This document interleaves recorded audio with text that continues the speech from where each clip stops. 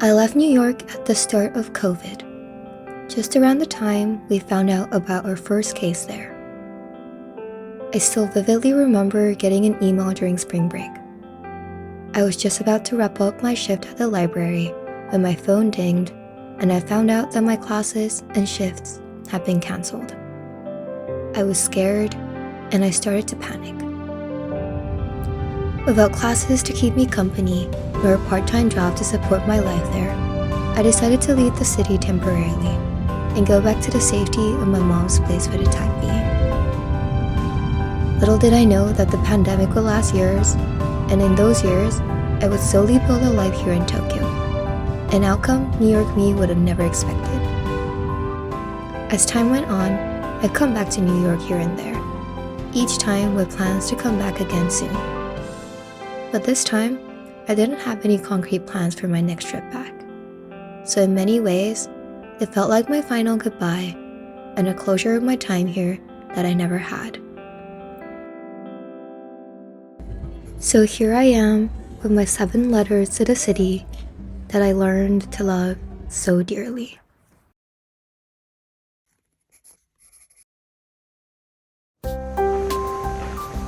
The first time I ever experienced jet lag was here in New York, following my flight from Jakarta. Finally old enough to make sense of it and traveling a distance far enough for it. It was the first time I had any trouble falling asleep due to the time difference. I stayed at my dad's friend's place around Midtown on the 28th floor, and I remember just spending the entire sleepless night gazing at all the lights below me. The yellow cabs honking, and the late night dwellers walking around in between the bright billboards and neon signs.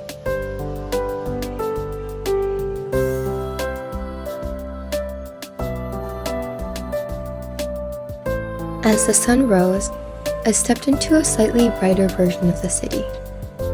And since I was still in my delusional gossip girl mode, the smell and chaotic nature of Midtown, which I would someday grow to hate, when completely unregistered, I was just so happy to be here.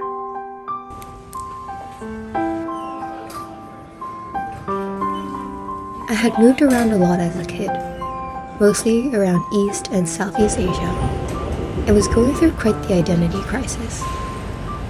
But the idea of New York, separate from its nation, politics, or geography, felt like a place anyone could belong to. It seemed like there was no race, language, or diet that made me or excluded me from belonging here. And as conceited as this may sound, that was when I decided that if I couldn't make up my mind about where I truly belonged, I'll just say I belong in New York. This way, I could include all the countries I had previously lived in and loved without choosing one over the other.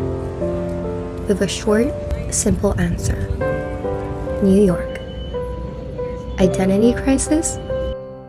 Solved. So that was how we got close, New York. You caught me and my slightly naive mind just when I needed you most.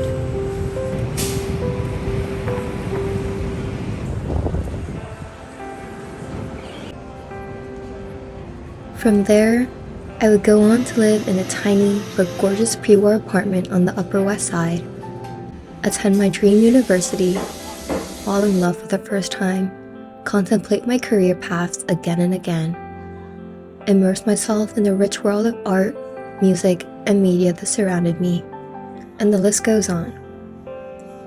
But above all, I challenged myself in a competitive yet rewarding city that I had thrown myself into. A city that was once so far away, it gave me jet lag.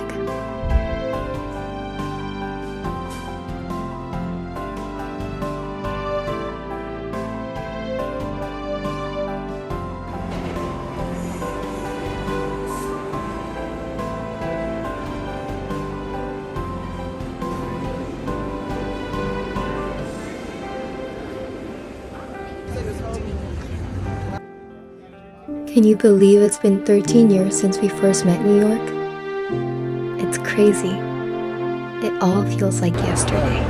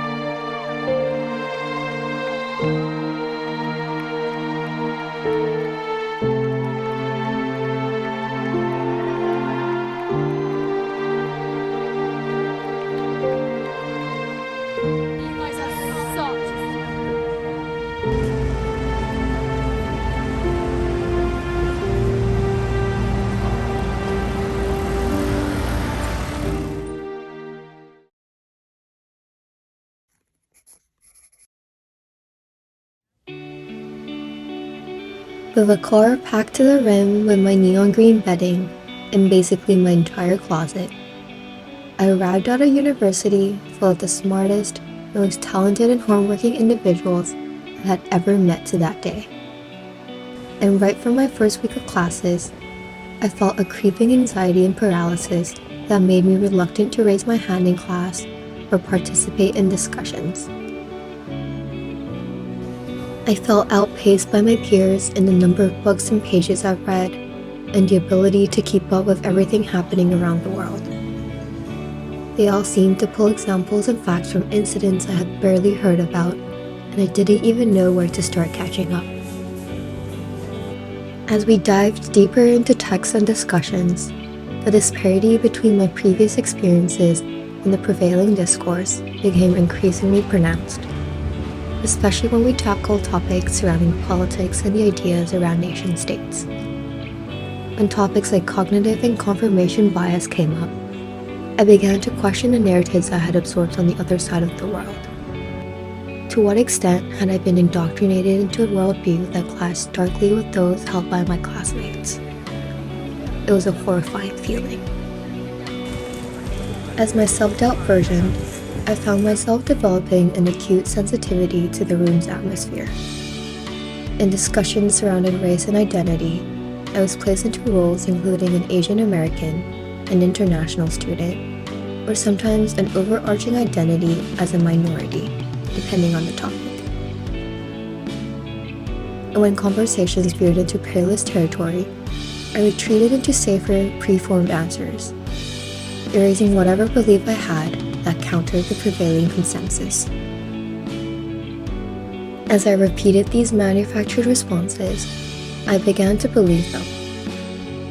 Fast forward a year, everything that crossed my mind fit in with harmony, to the point where I was even called a very vanilla banana with no personality.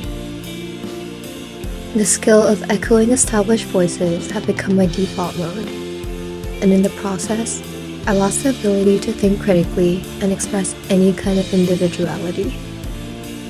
Ironically, in an environment designed to cultivate self-discovery, I found myself trapped within an echo chamber of my own making. This dissonance seeped into my academic life. As a student, my role was to assimilate new ideas and filter them through my own perspective to articulate original thoughts.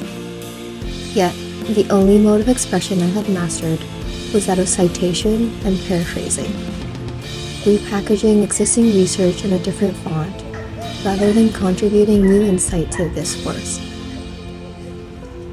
As my grades reflected this struggle, my confidence waned further, and the harder I found it to pick a major and career path.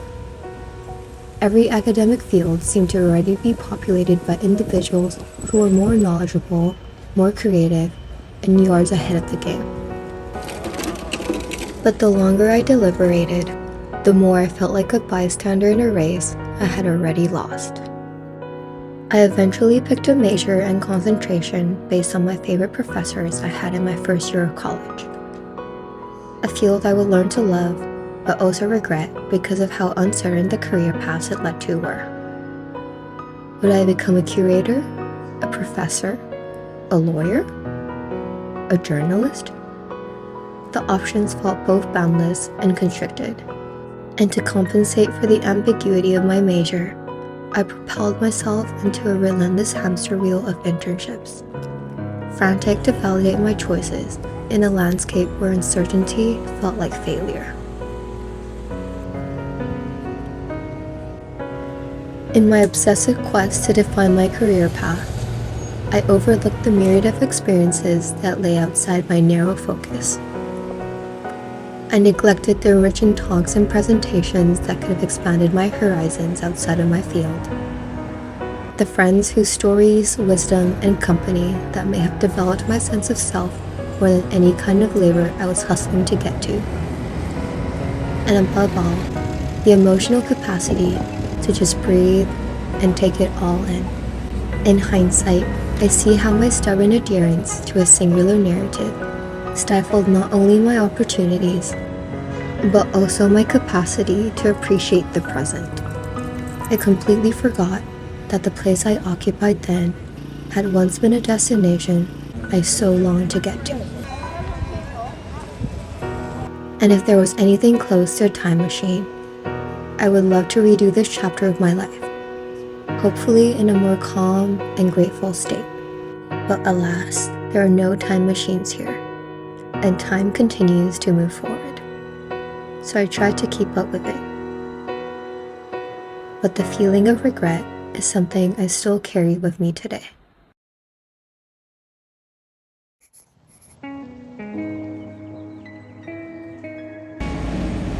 I remember liking art class in middle school, although I was no good at it. It felt like an oasis for my math and science classes that required specific answers to rewrite. In art, there was room for interpretation, self-expression, and above all, freedom. Despite this, the idea that there were plenty of career paths in the arts didn't occur to me until I got here. The heartbeat of creativity fueled by singers brightening up the metro stations, painters finalizing their craft in peaceful parks, the designers selling their clothes on bustling pavements in Soho, or even the people I saw rushing to their jobs in the coolest outfits. They were all impossible to ignore despite my initial anxiety and tendency to retreat into my thoughts. New York was also where I bought my first ever art piece, a $35 print by an artist called Joey Allgood, who had a booth at the Union Square Christmas market. I don't think I consciously framed the act as buying art. I was simply a high schooler hunting for decoration for my room to make my room more colorful. Yet this purchase was a perfect depiction of how seamless the integration of art was into my life, and how deeply it is embedded in the city's landscape. I didn't need to be a connoisseur or aficionado to have crafts made from the heart of individual artists in my room. Art was there, much more easily purchased than any Urban Outfitters poster. As I got older and occupied the city as a college student, me and my friends would wander around the Met with our free admissions that our student status granted us, even if we couldn't identify a single piece of art on display, besides maybe Monet or Picasso. I noticed the unbelievable privilege now, but back then, it was something that we could all do for free together, in one of the most expensive cities in the world. A place we could occupy outside of campus to catch up on each other's lives without spending an hour's wage on a coffee and a muffin.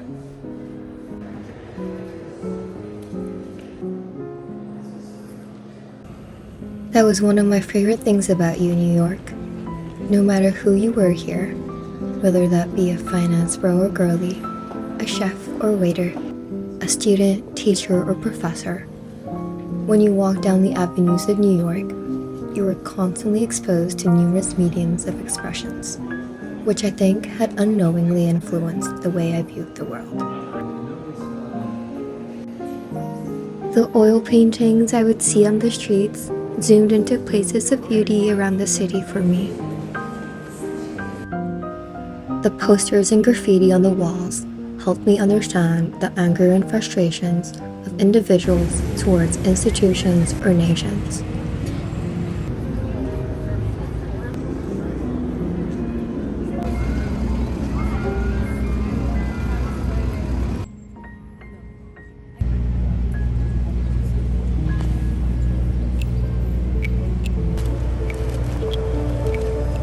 And photographs captured ephemeral moments, allowing me to live vicariously through the lens of the photographer, while street musicians offered lasting melodies that echoed tales of heartbreak and hope. And then there was my favorite, the serendipitous words of encouragement people would write on the streets to strangers on sidewalks. Tiny gestures of warmth amidst the otherwise cold and cutthroat city.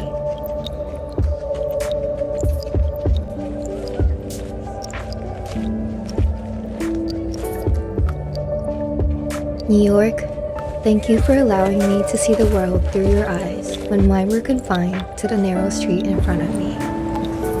In your presence, I discovered not just art, but the myriad of ways people viewed the world.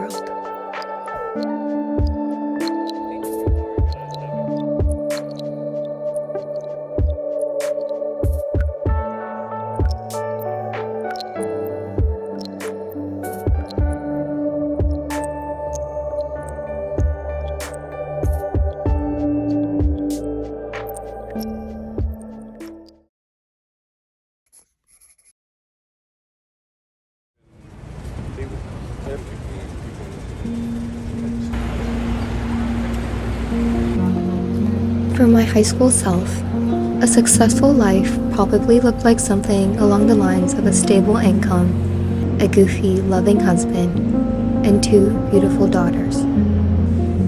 We would live in a beautiful sunlit house, brimming with plants and family pictures, somewhere uptown or nestled in Long Island.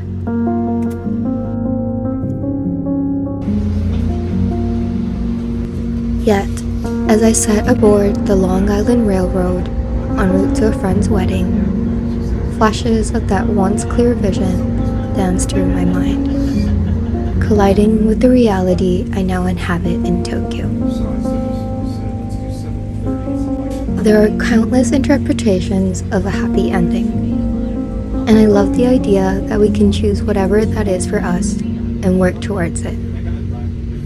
But knowing that so many variables lie beyond our control dampens my optimism, and it sometimes feels wiser to embrace the spontaneous outcomes of life rather than to cling on to an expectation that may lead to disappointment. As the evening unfolded, guests gathered to share their stories. Newlyweds shared with us updates about their recent down payment on a house, while others recounted tales of leaving behind unfulfilling jobs to serve with dogs without borders, or liberating themselves from toxic workplaces that encroached on their weekends.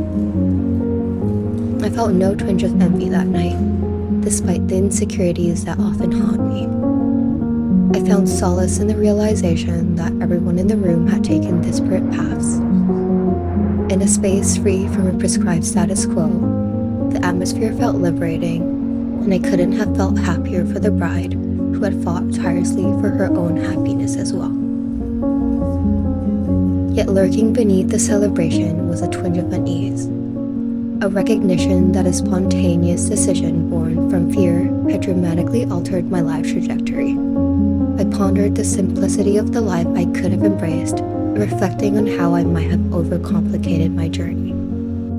Still, New York, I owe you a debt of gratitude for introducing me to such remarkable individuals. You've shown me that it is indeed the people we meet along the way who shape our identities and enrich our lives. I really do think that it's the people here that make you, you.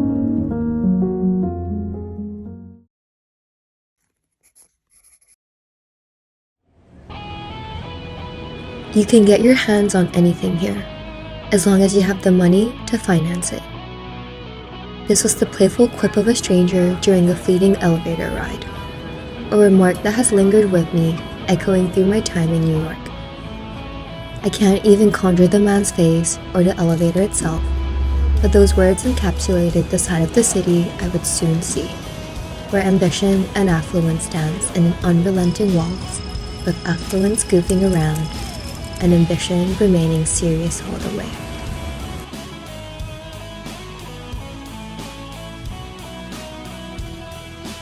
In New York, I learned that tens of thousands of dollars could secure an extravagant dinner at the Met, or that one could have pristine sashimi flown in from Tsukiji for an omakase experience, at the cost of which remains a tantalizing mystery to me. And while such extravagance and ease of life could probably be found in many other metropolis, it felt amplified here, laid bare against the stark backdrop of urban inequality. The juxtaposition of opulence and the multitude of people experiencing homelessness, often visible just outside the doors of the biggest establishments in the world, presented a jarring reality. It was as if a singular loop of inflated capital hovered just above us, with some born into its orbit, granted perpetual access, while others muster all their strength, leaping repeatedly just for a fleeting moment within that circle, only to be cast out again. This dynamic exists in every city, but here, with the city being so crammed, it naturally casts a shadow over our everyday, making us hustle to ascend. So we continue, each leap offering a tantalizing glimpse into a life within the loop, urging us onwards, whispering promises of eventual triumph. Maybe this is why brands, companies, and artists flock to the city, drawn by the proximity to that elusive circle of success, only to depart when they fail to penetrate its shimmering veneer. For students like us, the allure of the loop is omnipresent, with every coveted brand just a few streets away, and companies teasing us with glimpses of the dream we all chase with internships. The phrase rags to riches fills the air, often spoken with a certain reverence, yet few address the precariousness that underpins his narrative. In a city marked by sky-high living costs and healthcare expenses, the margin between the glamour and the hardship feel razor thin for even some of the rich. A reality that propels many of us to labor tirelessly no matter how many milestones we hit. Yet, people arrive in New York hungry for success, despite the labor, talent, and luck required to achieve their dreams. And there is something undeniably inspiring and heartwarming about hearing all of their stories.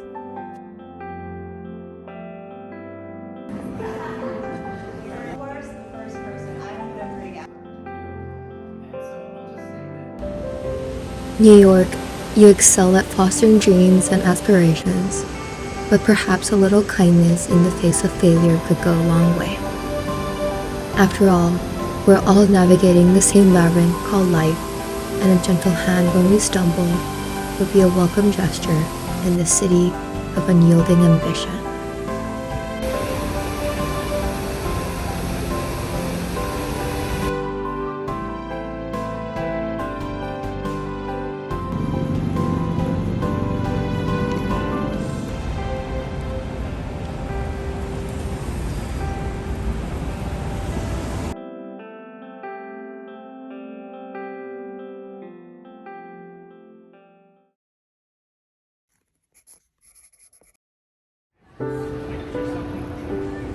One trait I was most drawn to and hoped to cultivate was independence, a quality that encompasses not just physical and emotional autonomy, but intellectual freedom as well. I admired those who could articulate their thoughts and opinions with conviction, even in the face of contention. Those who were whatever they pleased, charting their own paths, and those who could stroll into parties solo, effortlessly striking up conversations with strangers in rooms full of unfamiliar faces. In the early days, I often found myself sidelined, missing out on activities and opportunities simply because my friends were otherwise occupied. In a city teeming with life, the irony was palpable. While the city was busy, so too were my friends' social calendars, making the logistics of coordination a near impossible feat. In terms of fashion, I leaned towards clothes I couldn't possibly go wrong with, and kept the clothes I loved in the store at the back of my wardrobe.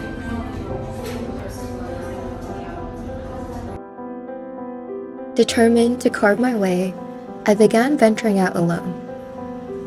I started small, frequenting cafes first, then gradually building up the courage to attend larger gatherings. But initially, even if I had mustered all the courage to get there solo, I would often find myself standing in silence, nodding along to conversations without interjecting, only breaking my quietude when I sensed the weight of my reticence. Even if I found someone I wanted to know more about, I would just observe from afar, not sure my curiosity would be a reason enough to go up to them. And it was frustrating. However, little by little, I discovered the warmth and openness of the people around me. Most were not only understanding, but genuinely curious about different perspectives, excited to talk to new people, and eager to learn about those from different backgrounds. And most importantly, most people were flattered when others started conversations with them, not creeped out. In terms of fashion, the days when I would force myself out in the clothes I truly desired to wear were the days that usually had the most remarkable conversations, both because I had more confidence to start one myself, but also because the people you attract when you're being unapologetically you are people who also want to live that version of you up. These encounters gradually fortified my confidence, allowing me to navigate more spaces alone, spark conversations with intriguing individuals, and embrace whatever style I believed was mine in the moment. As I continued to do this, I learned that independence did not equate to solitary existence. Rather, it strengthened in presence of strong friendships and relationships. Self-assurance and the awareness to confront societal norms come from the strong ties that offer you a safe space to express yourself and go back to when your independent adventure fails. This realization became a guiding principle as I traversed the complexities of independent city life.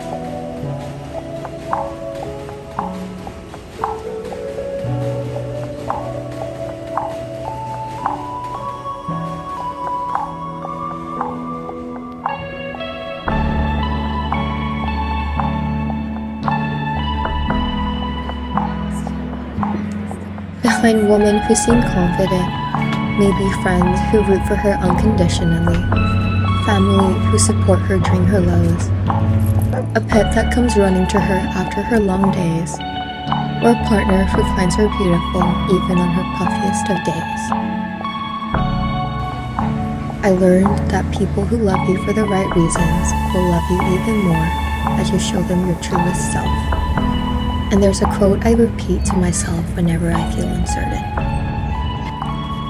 If you're for everyone, you're for no one. So just go ahead as your perfectly imperfect self.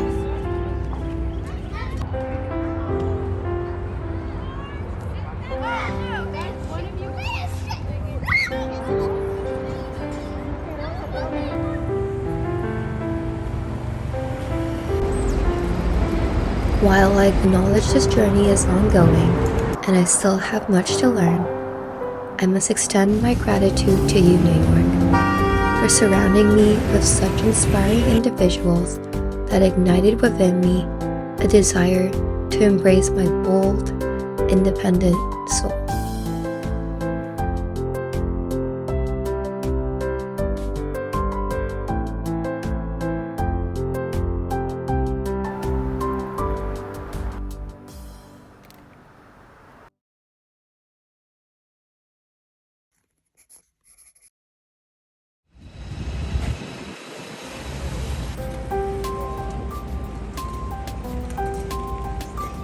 More credentials, more money, more stuff, more experiences. Just more, and more. This seemed to be the trajectory of the hurricane I found myself caught in. My schedule became a frenzied collage of work, classes, and activities, many of which I scarcely engaged with, but always on the go. I often dragged myself to places I loved and participated in events I found tedious, all in the name of creating special memories and doing it all. After all, these were supposed to be my prime years, and I feared I would regret not trying. Sayings like "we're never getting younger" pushed me out of my apartment, urging me to seize every possible experience, even those that left me feeling hollow. And as to reflect the turmoil, my tiny studio transformed into a chaotic repository of clothes and skincare products I didn't even remember purchasing. A precarious pile of disorganized books leaned dangerously against the wall, threatening to topple at the slightest nudge. This clutter was a symptom of my chaotic existence, but was ironically also further entangling me into the mess I was desperately trying to escape. I filled my life with classes and experiences, chasing better paychecks, while simultaneously spending that very money on items and activities meant to alleviate stress. Guilt and insecurity fueled my attendance at networking events, where I tried to push aside my missteps in hopes of feeling a modicum of validation.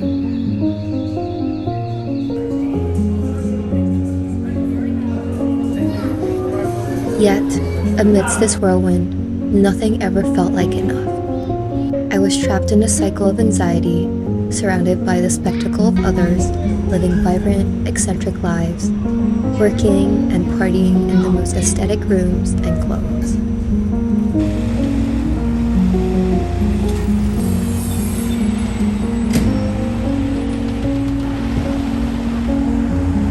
Then, one day, I just stood there and observed the disarray of my life like a stranger that was transported in time, and something just clicked. I suddenly developed an aversion to chaos, numbness, an insatiable drive to accumulate more. The thought of myself in a meaningless cycle for the pursuit of more gave me an ick, and I suddenly had a clear craving for the taste of intention, clarity, and balance.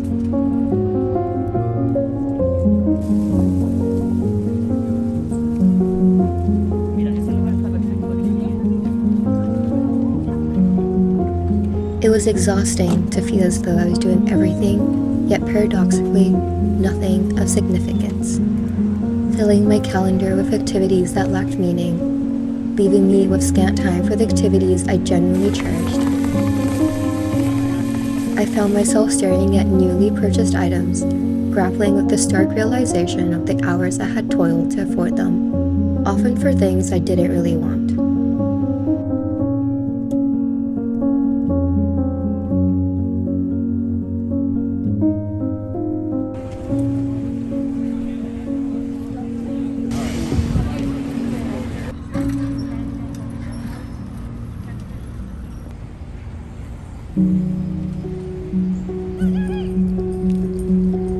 In New York, where abundance and accessibility reign, the temptation for excess was constant, and it proved exhausting.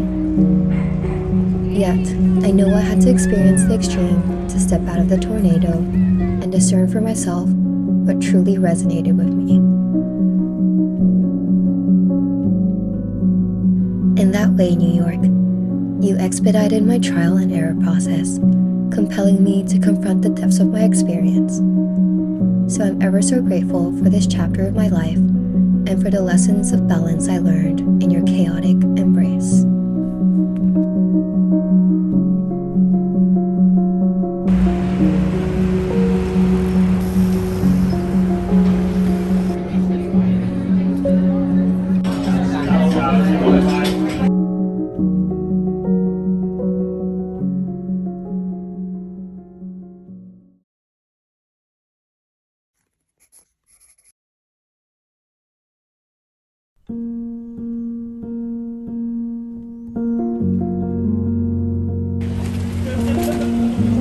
I still remember when I first laid my eyes on you.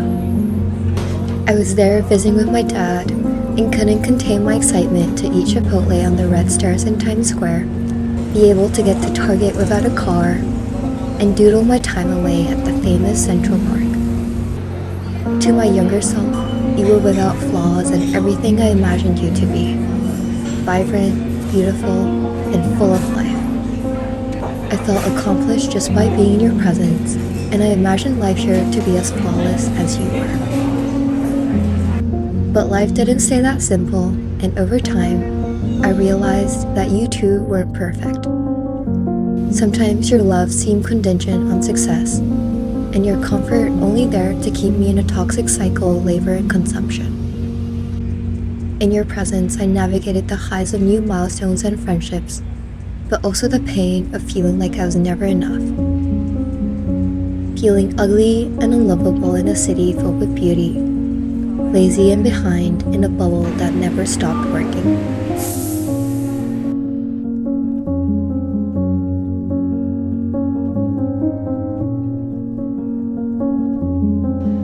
The book I was reading throughout this trip was a compilation of essays by writers on their reasons for coming and eventually leaving New York, called Goodbye to All That.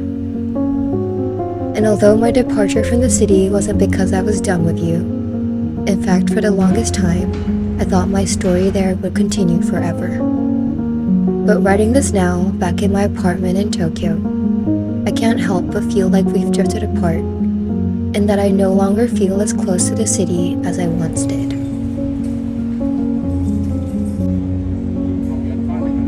I spent my last day in New York revisiting some of the places I visited during my first week here. Central Park, my summer doodle spot in high school, my gaze at the pond and contemplate spot in college, but also where I would bike, attempt to skateboard, run, and climb trees alone or with my friends on countless occasions. Battery Park, the place my dad called home right after college. But to be frank, this area was not my favorite and was a little too far for a trip from where I lived, and I had completely forgotten about this place. But I had to go back and visit them, and thank them on behalf of me and my dad. And then last but definitely not least, Chinatown and Pier 35.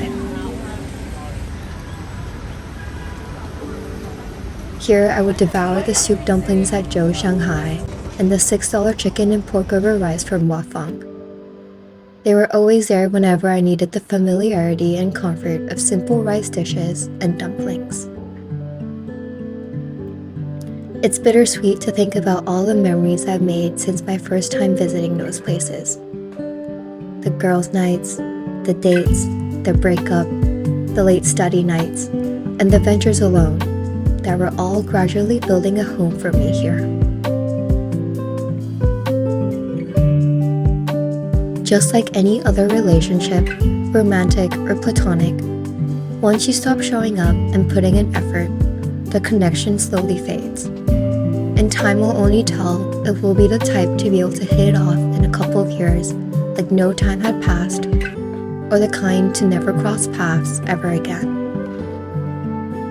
But for now, I just wanted to say thank you for all that you've allowed me to experience.